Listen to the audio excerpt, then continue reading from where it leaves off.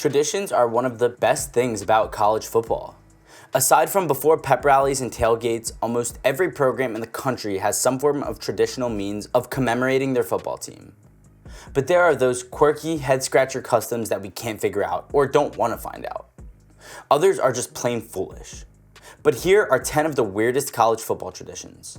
But before we begin though, please like the video, subscribe to the channel, and hit the bell icon to stay notified for future uploads. Coming in first, we have dotting the I at OSU. We understand the custom. After the Ohio State marching band writes out Ohio in script, an honorary sousaphone player or other chosen individual dots the I in Ohio. First things first, where's State? Isn't it OSU? Playing football versus Ohio isn't the same as playing against Ohio State. Second, why so much focus on the letter? This tradition has become one of the hallmarks of the Ohio State marching band, despite evidence that it was initially performed by the Michigan marching band. Up next, we have Ole Miss's Champions Walk. The squad walks from an ant building to several college football programs to the stadium. The Grove at Ole Miss is ideal for a pregame team promenade, known as the Walk of Champions since 1962. But there's a catch. The last champion to walk at Ole Miss was in 1962, and even that was debatable. The Rebels have never won an AP or UPI Coaches Poll major title. Okay, so it's not quite as insane as Alabama's 14 crowns, but the Tide do have 9 indisputable major poll victories.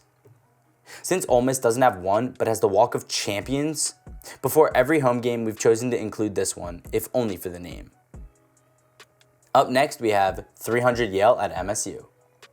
It's one thing to pay $10 for a poor movie, unless you believe it's okay to emulate, which is presumably because your sports team is named after the good guys. But don't forget that the Spartans were wiped out in Thermopylae. Not only that, but Michigan State supporters chose the film's most annoying and overused scene to replicate. Many motivational speakers and business rallies have used 300's call and answer, making Spartan Stadium look more like a motivational rally than a football game. Up next, we have Toomer's Corner in Auburn.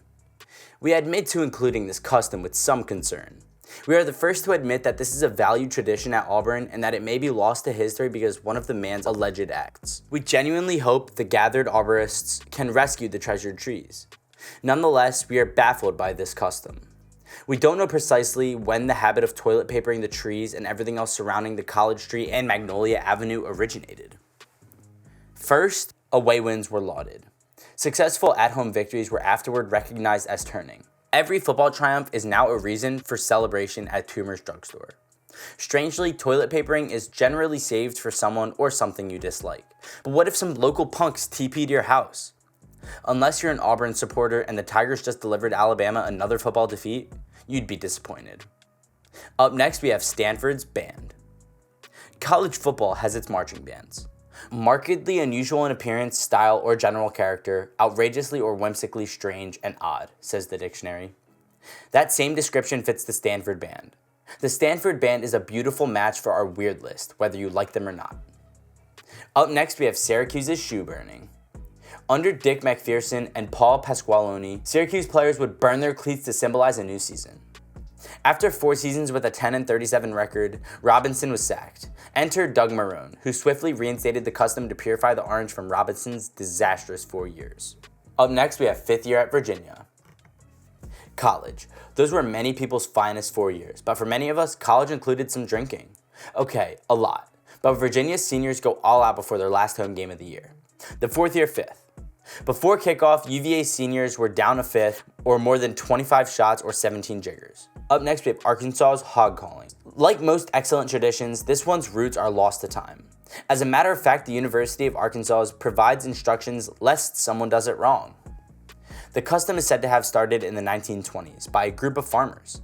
Nobody knows whether that tale is real, but in person, a hog call is one of the oddest collective cheers in existence, quickly earning a spot on our weird list. Up next, we have Iowa's pink visitors locker.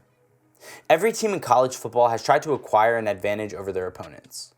Hayden Fry, the legendary Hawkeyes coach, painted the visitor locker room pink at Kinnick. Not a little pink, it's pink. Pink lockers, pink flooring, pink urinals, and in recent years, feminists have screamed about how this is insulting to women. Why is the visitors locker room pink? A Baylor psychology graduate, Coach Fry discovered that pink was relaxing. It had nothing to do with women, and it worked. Bo Schembler despised it, and the awful pink was covered with butcher's paper according to legend. And finally, we have Florida State's sod cemetery. This is one of America's odder customs. When the Seminoles win a game on the road, at UF, or in a bowl game, they return a little piece of the turf to Tallahassee and bury it. Today, the sod cemetery buried over 85 pieces of grass, but with proliferation of artificial grass, reclaiming that desired field is becoming more impossible. Universities don't want million-dollar field turf torn up by visiting teams, and in some instances, the Seminoles try to bring something new to bury. It's both cool and odd. So there you have it, guys. Did you like today's video? Let us know in the comment section down below. With this, we're going to wrap up today's video. If you enjoyed it, please make sure to hit that like button and subscribe for more incredible facts.